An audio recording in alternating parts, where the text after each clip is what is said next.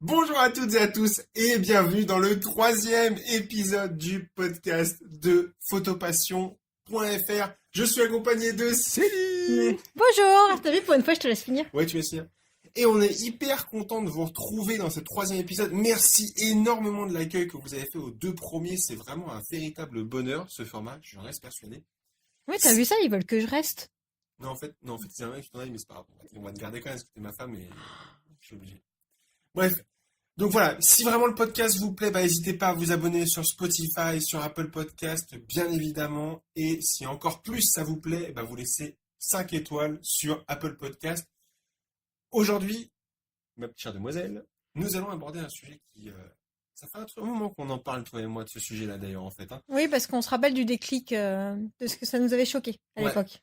On va parler de créativité Oui. versus productivité. Déjà, pourquoi on aborde ce sujet-là? Tu veux peut-être le faire, Non, je le fais, tu le fais, on fait comment? Vas-y, Ok. je vais développer avec toi, mais en fait. Nous avons une entreprise, donc nous avons un studio photo dans le Val d'Oise à Osny. On est formateur, on donne des cours à des photographes. Et c'est vrai qu'on doit faire l'équilibre entre la créativité, créer des nouvelles images, Mhm. on parle bien de ça, et la productivité, c'est-à-dire le fait qu'on doit produire assez de clients pour pouvoir en vivre. Entre Et autres. oui, entre Entre autres. autres. Et c'est vrai que je trouve ça intéressant sur Photopassion de parler vraiment de cette notion parce que créatif, c'est compliqué, productif, c'est compliqué. Bien sûr, les deux sont compliqués. Et je pense que le métier de photographe est un juste milieu entre les deux. Après, bon, j'en ai arrivé à ma conclusion avant, je pense, mais moi, je Tu vais penses un développer peu, ça. hein. Ok. Déjà, première question. Est-ce que... Alors déjà, non, en fait, on va faire un truc avant, Céline. On va parler d'un truc perso. On va essayer de découper maintenant, on va essayer de structurer nos épisodes. Parce qu'on parle de ça maintenant. C'est On parle vrai. d'épisodes. Waouh. On va... Saison 1, épisode 3. Voilà. Saison 1, épisode 3. Ouais, si tu veux, ouais. On peut faire ça comme ça. C'est comme Grey's Anatomy, mais en français. Ah, et quand on sera à 15 saisons, On sera vieux. Euh... T'es déjà vieille, mais pas moi. Euh, Ok. Le but, déjà première chose, qu'est-ce qui s'est passé dans nos vies perso depuis l'épisode numéro 2? Alors, j'ai envie de parler de quelque chose, mais qui s'est passé depuis le début d'année. Ah ouais, Peut-être pas depuis le début de l'épisode 2, mais voilà, c'est aujourd'hui, on a la chance c'est une chance. Ouais. d'avoir une jeune américaine avec nous, Yes, qui va à l'école, yes. qui va à l'école en terminale, donc qui est avec nous le soirée, le week-end, comme si c'était un de nos enfants. Ouais, 18 ans, ado, Snapchat. On comprend pas trop comment ça fonctionne, mais elle est là. Donc c'est très enrichissant et de voir les enfants réagir avec elle. De réagir aussi avec elle, Ouais, d'interagir avec elle. d'interagir avec Nous, elle. en plus, les États-Unis, c'est un pays qu'on apprécie beaucoup et on apprécie beaucoup cette culture-là. Mhm. Donc, c'est intéressant et on a pu discuter parce qu'elle est passionnée de photos. Ouais. On a pu beaucoup discuter C'est vrai avec qu'elle elle, est passionnée. notamment des photos de seniors. Ah voilà, juste, je fais juste, pour ceux qui ne savent pas trop ce que c'est, ne pas confondre seniors et seniors. Et C'est pas les seniors, vieux, quoi. voilà, c'est pas les vieux. Les seniors, c'est une séance photographique qui s'offre après Bah, la une fois qu'ils fin. sont diplômés, en fait, une fois qu'ils ont Voilà. leur bac. Une fois qu'ils ont leur bac, la famille offre une séance qui s'appelle les seniors. C'est une tradition. C'est une tradition, ça existe dans toutes les familles. Et en fait, on a beaucoup échangé avec. On peut peut-être lui donner son prénom, non? Ok, non, on va peut-être pas donner son prénom. On a beaucoup échangé avec notre américaine sur cette séance-là parce qu'elle venait de la faire en fait, avant Oui. qu'elle arrive en France. Et elle nous a montré toutes les photos. Et elle nous a montré toutes les photos. Donc, aux États-Unis, c'est au-delà du fait que nous on le savait déjà, il y a une vraie culture photographique et il y a une vraie culture de transmission. Et cette séance, si j'ai bien compris, et de mon anglais est fort sympathique, euh, c'est une séance quasi obligatoire. C'est une tradition. C'est une tradition. Bah, comme nous, la photo d'école, j'ai envie de dire. Mm. Quel parent ne prend pas la photo d'école? Nous, cette Ouais, année. nous, cette année, on n'a pas pris celle de Léa. Mais ça, c'est autre chose. C'est que là, c'était pas possible. Non, c'est pas possible. Des moments, quand le photographe fait vraiment de la... faut savoir le dire. Ouais. Donc voilà, donc c'est vrai qu'on a actuellement nous avons une américaine à la maison. C'est beaucoup d'échanges évidemment en américain, pas en anglais. Et en Et français c'est aussi. beaucoup d'échanges de culture, tant d'un point de vue photographique, parce que notre américaine adore la photo, tant d'un point de vue culturel, mais ça sera peut-être partie d'un autre débat plus tard. Ouais, on a testé des macaronis au fromage avec des fromages en poudre. Enfin, bref. D'accord, C'est un peu dur pour nous français. Spécial, faut aimer, hein. Pour nous français, c'est un peu dur, mais Mais ça passe. c'est la culture, quoi. Elle était tellement contente de les faire. Bref.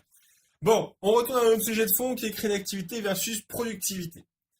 Déjà, première question, Céline. et ça, on va essayer de raisonner de façon globale, on va peut-être essayer de s'affranchir du studio de temps en temps. Quand nous, toi et moi, avons le droit d'être créatifs, ou quand les auditeurs ont-ils le droit d'être créatifs? Alors, pour moi, je vais peut-être chercher d'être créative en mariage. D'accord. C'est-à-dire que en mariage, il y a des photos obligatoires à faire, hein. Ça rentre dans un flux de productivité, dans un workflow. Mais la créativité va arriver sur le mariage parce qu'on va découvrir des lieux qu'on connaissait pas, parce qu'on va Mhm, voir quelque chose qui nous plaît sur le moment, mhm, J, parce que il y a le coucher de soleil qui vient de se lancer et enfin, qui est en train de tomber et qui est juste magnifique. mhm. Et c'est là où il faut que le cerveau soit en ébullition pour aller trouver la chose qui se différencie sur ce mariage-là. Je peux D'accord. pas faire un mariage identique de A à Z tous les samedis. Déjà, et de un, parce qu'à la fin, je me tire une Tu balle. t'y arrives pas. Il n'y a pas d'autre mot. Et de deux, mais parce que tous les lieux sont différents, tous les mariés sont différents, tous les couples sont différents. Et c'est important, je pense, d'aller chercher un côté créativité en mariage. D'accord. Pour moi, c'est un peu différent parce que je ne fais pas de mariage. Oui. Et j'ai complètement arrêté cette activité-là parce que pour moi, ça n'a pas sens. Moi, au studio, c'est très simple. Ma créativité, je vais la développer un quart d'heure par séance, sous réserve que la maman soit d'accord et en forme. C'est-à-dire que dans mes séances, ça se passe toujours de la même façon. C'est un secret, je ne le cache pas, moi. C'est en fin de séance, je m'accorde 10, 15 minutes de pure créativité. C'est-à-dire qu'il y a des photos qui vont être un carton et il y a des photos, ça va être des grosses croûtes. Bien sûr, la famille, les Il parents ne ne verra même pas. les verront même pas. C'est moi qui. Mais à chaque séance que mes clients réservent chez moi, je m'autorise 10, 15 minutes de créativité pour tester un nouveau set d'éclairage, tester un nouveau posing, tester différentes choses, un truc qui n'a pas été vu en France, un truc qui n'a pas été vu non plus aux États-Unis. Bref, je m'amuse pendant un quart d'heure. La maman est au courant, je l'avertis.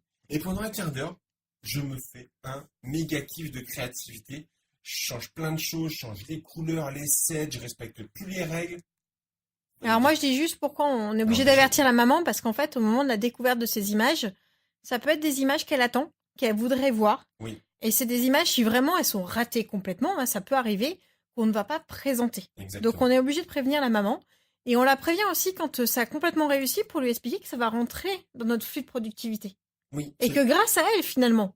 oui, je suis d'accord. Mais effectivement, c'est vrai qu'on lui précise toujours, c'est important pour moi, parce que voilà, si elle n'est pas en forme et qu'elle me le dit, c'est pas grave, mais qu'elle ne s'attende pas non plus à avoir forcément un résultat. Du coup, ça envoie directement sur la deuxième question. Enfin, pas la deuxième question, le deuxième point, c'est est-ce qu'aujourd'hui, dans notre studio, on a le droit d'être créatif? Alors, je viens de répondre un petit peu à la question, mais est-ce qu'aujourd'hui, on a le droit d'être créatif tout le temps? Typiquement, toi, en bébé, qui demande un certain cadrage, une certaine rigueur, une certaine température de studio, est-ce que tu as le droit d'être créatif avec un nouveau-né de moins de 10 jours? Ah, 10-15 jours. oui, j'ai envie Ouais. de dire oui, mais je pense pas qu'au bébé, hein, je pense à tout. Euh, le but de nos séances, mais nous, c'est notre but à nous, c'est d'aller chercher de l'émotion. Mhm. Et je suis désolée, mais l'émotion figée, ça se voit tout de suite. Ouais. Moi, ma créativité, je trouve qu'elle va passer par le côté émotion et voir enfin, l'émotion sincère sur le visage des parents.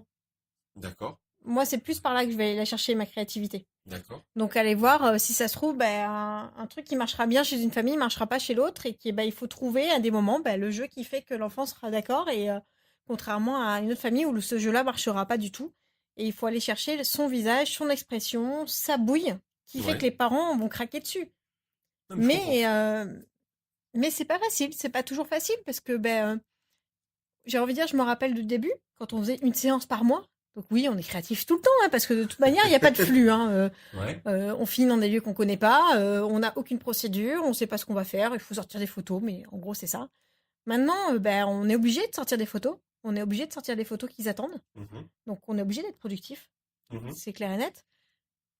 Là, c'est une question que tu vas aborder après, je Ouais. suppose. Mais on est obligé aussi de garder une côté créatif pour essayer de chercher autre chose. Ouais. Alors justement, c'est intéressant parce que moi, je vais faire un petit monologue là tout seul. On a beaucoup sur la photopassion des questions assez carrées là-dessus d'ailleurs. C'est j'ai une séance avec un modèle et je sais pas quoi faire. Et en fait, ce qui se passe, c'est que d'autres gens après, quelques temps après, reviennent en disant, mais Guillaume, ou Céline d'ailleurs, euh, je n'arrive pas à créer à chaque fois, à chaque séance. Il faut savoir une chose, ami photographe, c'est qu'on ne peut pas créer tout le temps. C'est pas possible. Je vais vous expliquer pourquoi ça va aller très vite et ça va répondre à la question de est-ce que la créativité va avec la productivité? La réponse est non. On ne peut pas créer tout le temps. Pour au moins 2 raisons. Première raison, il y a des clients, c'est ce que tu disais il y a quelques secondes, il y a des clients qui viennent nous voir pour un certain type d'image, un certain rendu. Du fond noir, du bol, des Par exemple, à contre-jour. un Pas à contre-jour, contre-jour. enfin, Si on ne fait pas ces images-là, c'est-à-dire si on ne fait pas ces images-là qu'on fait à toutes les séances, ou régulièrement en tout cas, on n'est pas productif. D'accord? voilà. On est On ne obligé de répond les faire. pas à leurs demandes. Ça a été un grand moment de découvrir la façon de gérer la proportion de lumière entre l'avant et l'arrière. Ça a été créatif. Mais aujourd'hui, c'est de l'industriel, c'est-à-dire que cette photo-là, qu'on la fasse dans notre studio ou qu'on la fasse chez les clients, on sait la reproduire à l'infini. Et c'est normal, les clients veulent ça. Mhm. D'accord? Maintenant, soyons très clairs. On ne peut pas être créatif tout le temps. Déjà, pourquoi ça va vous épuiser? D'accord? Moi, si à chaque séance, grossesse, on fait quoi? 130, 140 séances par an? Facilement, c'est presque des grossesses, ça. D'accord. Ouais, pardon. On fait, voilà. On va dire 5 grossesses par an. 100 grossesses par an pour faire ça. Si sur ces 100 séances de grossesse, il fallait que 100% soient créatifs, mais je ferais pas une séance par jour tellement ça m'épuiserait. Oui, et en plus, je pense qu'on peut aller plus loin que ça. Je veux dire, clairement, est-ce que ça existe encore vraiment, De la quoi? créativité à 100%? Non, ça n'existe pas. Tout a été, enfin, pas tout a été Non, fait, je suis tout a d'accord, c'est pour été ça que vu. j'ai C'est dit, pas ça que je veux dire, mais c'est pas la créativité à 100% n'existe plus, mais non, il y a des choses qu'il faut pouvoir faire, mais il y en a d'autres, il faut être productif. exactement, exactement. Et c'est vrai que, amis photographes, sincèrement, quand vous faites des séances, vous mettez pas la pression. C'est pas grave si vous avez fait 10 séances qui se ressemblent, c'est pas grave. Vous avez le droit de vous reposer, vous avez le droit de ne pas être productif tout le temps. Mais par contre, à des moments, donnez-vous l'opportunité d'être créatif. Mm. Et ça, c'est important. Pour moi, je pense que la créativité passe par autre chose au studio aussi. Par quoi? Elle passe par nos supports. Ouais. Parce que finalement, on peut très bien faire une photo similaire. On reprend l'ombre chinoise, assez facile, hein, donc la silhouette de la maman. Mhm. On peut très bien la faire pour tout le monde, mais il y en a qui vont la développer en tableau, il y en a qui vont la mettre en couverture d'un livre, il y en a qui vont la mettre dans un couverture ou dans un livre en bois, et ce qui fait que l'image n'aura même plus la même teneur en fonction du support qu'ils auront choisi. Oui, mais alors là, ouais, mais là, t'es un cran plus loin. T'es déjà en train de parler de quand elle existe dans le monde réel. Un jour, on y arrivera sur le podcast. Mais pour l'instant, on est vraiment juste en train de parler de créativité. On n'est même pas en train de parler de proportion ou de profondeur qu'on peut avoir avec l'image qui est imprimée. Ça, c'est encore un autre sujet, Céline. Oui, non, mais Tu voilà. vas où là? Non, mais dis donc, qu'est-ce qu'on va faire de toi? Non, mais pour moi, il y a d'autres choses. Et c'est pas parce qu'on a peut-être 2 fois la même photo, 2 fois une photo similaire de 2 séances différentes, Mhm. qu'elles sont identiques. Non, je suis d'accord. Je suis d'accord là-dessus. Je veux juste que les gens arrêtent de se mettre la pression en disant ah, je suis pas créatif en ce moment. Bah ouais, mais moi aussi, il y a des moments où je suis pas créatif. Je Et nous, fais... il y a des fois, on est malade, hein. Nous aussi, hein, on et est à des fatigué, on est moments, on n'a plus malade. envie, on n'a plus la vibes. Bah voilà, je mets le bol comme ça parce que je sais que ça Ouais, il y fonctionne. a des clients, des fois, où le feeling passe très bien, il y en a d'autres un peu moins. Exactement, exactement. Donc, sérieusement, vous mettez moins la pression sur la partie créativité. C'est pas grave si vous n'êtes pas créatif tout le temps. Reposez-vous aussi. Du coup, j'embraye. Vas-y. Je trouve que ça s'enchaîne vachement bien en plus. Comment développer sa créativité quand on est photographe, amateur ou professionnel en devenir? Comment, Céline, avant d'ouvrir le studio, t'étais créative? Tu faisais quoi pour booster ta créativité? Tu me poses une colle, là. Bah, moi, je vais te répondre. Hein. Bah si, mais vas-y, réponds à ma place pour Bah, l'instant. Pinterest. Ah oui, voilà. Non, oui, s'inspirer des autres. Je dis bien inspiration. Ouais, non, mais je suis pas en train de dire le mec il prend le même set d'éclairage et tout. Mais Pinterest, c'est un bon moyen de booster sa créativité. Détourner les objets du quotidien, ça c'est hyper intéressant. Ce que tu as dit tout à l'heure aussi, le petit quart d'heure à la fin où on essaye quelque chose. Moi, ça m'arrive effectivement sur les bébés, rappelle-toi. Ou sur les bébés où du coup, je dis, bah attends, des fois, si je t'avais appelé sur des séances, je dis, bah attends, Ouais. est-ce que tu peux gérer mon éclairage? Je voudrais tel truc. Ouais. Je reviens, c'est à peu près l'opposé de ce que je t'ai demandé. Ouais, mais Mais en fait, c'est parce que je me suis mal exprimée, hein, t'as vu? Et en fait, on teste et en fait, ça donne juste canon. Et voilà. Ça c'est parce que. Mais des j'adore fois, la- d'être à deux. Rappelle-toi, quand tu me Mais confies effectivement- quelques séances grossesse aussi, quand il y a des enfants, tu me les Oui, confies. c'est vrai. Et même toi, des fois, t'es surpris. Bah oui, Parce qu'en que j'ai fait, une autre approche. alors, il y avait Pinterest, il y avait l'échange. Donc Oui. là, t'es en train juste de parler d'échange, Oui. d'échanger avec d'autres photographes, d'autres personnes. Il y a C'est vrai plein- qu'on a la chance d'être à deux. On a la chance d'être à deux, mais vous n'êtes pas obligé de rester tout seul aussi. Hein. Il y a des groupes Facebook, il y a le groupe de Photopassion qui a ouvert ses portes il y a 5 jours. Ouais, alors c'est en plus. Et il est passé en club, là, j'ai cru le voir. Ouais, alors, attends, 2 secondes, je pose dessus. Mais vous pouvez rejoindre le groupe de Photopassion pour vous inspirer des autres, échanger sur votre créativité. Ça, je vous invite vraiment à le faire sur la page Facebook de Photopassion. Il n'y a pas plus, il y a pas très loin à aller chercher. Alors non, on n'a pas créé de club, on n'a pas créé de choses comme ça, juste un petit groupe Facebook entre potes. Ça marche très bien pour booster sa créativité. Je pense qu'il faut se donner des contraintes aussi. Et après, bah, j'allais en parler, c'est des contraintes d'optique ou de contraintes d'éclairage ou de couleur. Mais Ouais, vas-y, par je te laisse exemple, faire. sur le studio, on peut dire, bah là, ce fois-ci, ma contrainte, c'est une torche. Ouais, Donc réussir à faire une magnifique séance. Alors là, si généralement sur des séances en collaboration ou des tests, hein, vraiment, on se permet pas de faire ça non plus avec le client. Mais tester une torche, tester 50 mm, tester du 2.8 alors qu'on a des flashs de studio ouais. pour voir ce que ça peut donner. Ah, j'ai mis le Euh, bordel. Non, j'ai ouais. bien géré, ça marche bien. Tester plein de petites choses comme ça. Se dire, bah aujourd'hui, cette semaine, par exemple, je sors dans la rue et je ne photographie que du rouge. Ouais, ça c'était. Ça venait d'Anne-Laure. Ça Anne-Laure venait, ça Jacquard. venait d'Anne-Laure Jacquard et je crois que j'avais entendu la même chose de. Eric Forêt. Ouais, ouais, Eric Forêt qui disait Selon la plus ou moins, mais je photo. crois que c'était plutôt des formes qu'il avait utilisées. Voilà, mais c'est ça. Mais voilà. Bref, les contraintes, c'est pas mal. Dernier sujet, et ça sera déjà pas mal pour ce nouvel épisode. Comment développer sa productivité cette fois? Moi, j'ai envie de dire, là, sur le coup, j'ai envie de dire, ouvrez votre Lightroom. Là, sur le coup, hein, je Ouais. suppose que vous travaillez tous sur Lightroom, ça c'est autre chose, mais ouvrez votre logiciel de traitement. Ouais, il y a Guillaume qui vient de m'enlever Un stylo un des mains stylo parce des que doigts ça parce fait du bruit dans le micro. ouvrez votre Lightroom et regardez en mosaïque les séances que vous avez pu faire, j'en sais rien, par exemple les 6 derniers mois, mais dans des configurations similaires. Et, imaginons, si vous avez fait 5 séances avec 2 enfants et 2 papas, enfin papa-maman, Mhm, donc à 4 personnes, et regardez un peu ce que vous avez fait. mhm. Et vous allez voir que des fois, il y a des choses qui reviennent. Ouais. Ce qui revient, théoriquement, c'est ce qui est productif. Donc là, tu es juste en train de dire que dans la régularité, on trouve la productivité. On trouve une certaine forme de productivité, ce qui fait J'avoue, que, une citation, ça sur Instagram. Je te le dis direct. qu'indirectement, vous savez que ces photos-là, vous allez potentiellement les reproduire et après garder votre place à la créativité pour après. Si ces Mhm. photos-là, vous les faites régulièrement, a priori, c'est aussi parce qu'elles plaisent. Exactement. Moi, je complète juste d'un point. Développer sa productivité, c'est de ne plus avoir le stress, soit de la confiance en soi, là je parle quand on parle Bien de sûr, modèle, complètement. et de la maîtrise totale de la technique. C'est-à-dire que vous ne serez productif, d'accord, qu'à partir du moment où vous n'aurez plus aucun souci de technique. Je Mais m'explique. ça va avec la créativité aussi. On ne peut pas être créatif si on est apeuré par le matériel. Pas le matériel, la technique. Vraiment la Non, mais technique. Tu vois. matériel, si on est complètement apeuré par son appareil photo, Oui. on peut pas être créatif. Tu peux avoir un coup de chance. Oui, un coup Je de veux chance. dire, aujourd'hui, au studio, le boîtier, on a un petit peu nos règles aussi à nous, hein. Le boîtier est toujours à la même place. Le boîtier a très souvent une des mêmes cartes. Les télécommandes sont toujours sur le boîtier.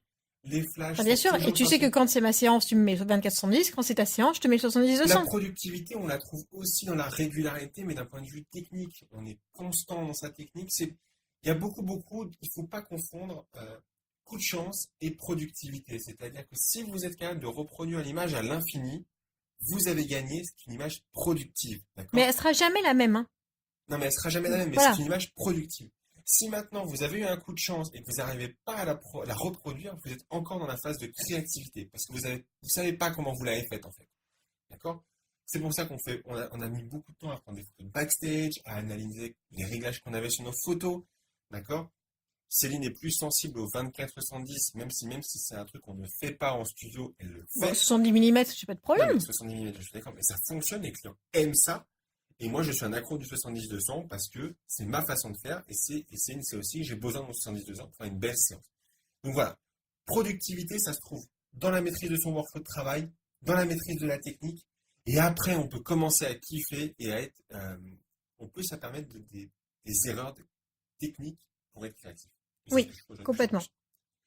Écoute, Céline, c'est pas mal cet épisode. On est déjà à 20 minutes hors coupure. Je pense qu'il n'y a rien à couper en plus dans cette émission-là. Et puis, C'est le début où je faisais des... ouais, où tu faisais des bruits bizarres, mais ça va le couper, personne ne va l'entendre.